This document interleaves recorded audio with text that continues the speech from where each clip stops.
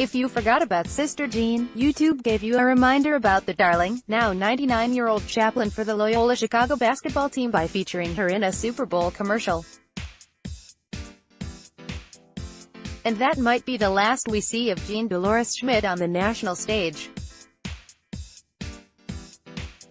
Not because the inspirational face behind the team's improbable Final Four run last spring isn't trendy enough anymore. Who wouldn't want to see her as a guest analyst during Selection Sunday when she turns 100, but because Loyola Chicago has fallen from college basketball consciousness this season. The Ramblers can still receive an automatic NCAA bid if they win their conference tournament. That could easily happen, since Porter Moser's team, 15-9 overall, is in first place in the Missouri Valley with an 8-3 record. But there likely will be a new Cinderella story this March, a new team from outside the Power 5 conferences trying to get to Minneapolis. Gonzaga, a 2017 Final Four team, spent 2 weeks this season at number 1 after beating Duke. Nevada has been a dominant top 10 team almost all season with only one big hiccup, a 27-point loss to New Mexico. Those two don't count as Cinderellas, though. More mid-major buzz this season comes from Buffalo, Houston and Furman, teams that have spent time in the AP Top 25 alongside Nevada and Gonzaga.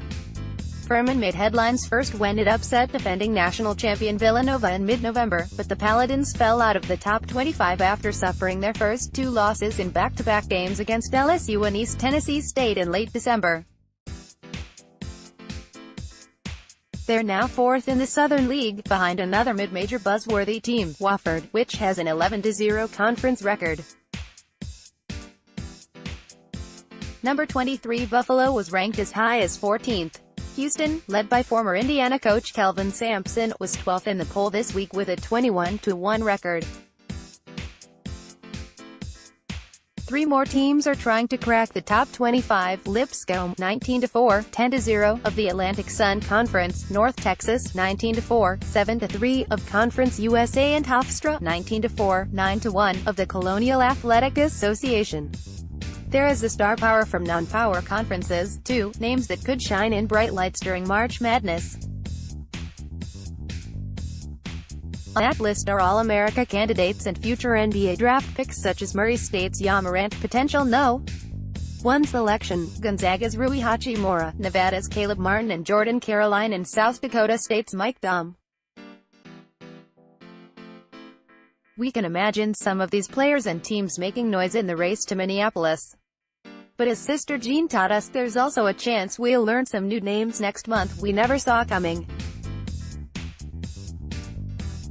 Marcus Fuller covers college basketball for the Star Tribune. Twitter, @MarcusR_Fuller. Blog, StarTribune.com/Gophers. Email, marcus.fuller@startribune.com.